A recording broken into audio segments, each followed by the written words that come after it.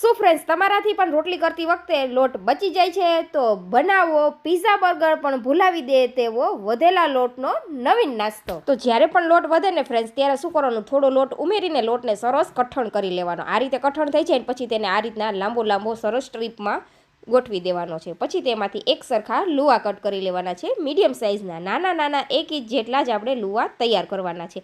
હવે લઈ લેવાની છે કાંટા ચમચી, તેની ઉપર આ લુવો રાખીને આ રીતે સ્પ્રેડ કરી દેવાનો છે અને આ રીતની ડિઝાઇન તૈયાર કરી લેવાની છે। તમે જોઈ શકો છો જેટલા લુવા તૈયાર કરેલા છે ને તેમાંથી આપણે આ રીતની ડિઝાઇન ક્રિએટ કરી લેશું।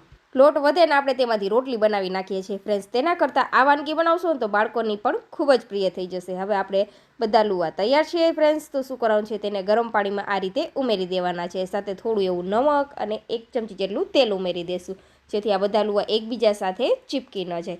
તો આ રીતના 2 થી 3 મિનિટ માટે આપણે તેને થવા દેશું, પછી સ્ટેનરમાં કાઢી લેશું। ત્યાં સુધીમાં વઘાર કરવાનો છે, તો તેલ લીધું છે, તેલમાં લસણ, ડુંગળી, કેપ્સિકમ અને ગાજર ઉમેરી દેશું। સાથે ટમેટા અને લાલ મરચાંની આ રીતના કટકી કરીને ઉમેરી દેવાની છે અને સાથે રૂટીન મસાલા ઉમેરી દઈશું, જેમાં લાલ મરચું, હળદર પાવડર, ધાણા જીરું પાવડર, સ્વાદ અનુસાર નમક, ઓરેગનો અને ટોમેટો કેચઅપ ઉમેરી દઈશું અને જે સ્ટીમ કરેલા પાસ્તા હતા તે ઉમેરી દેવાના છે। સારી રીતે બધી વસ્તુને મિક્સ કરી દઈશું।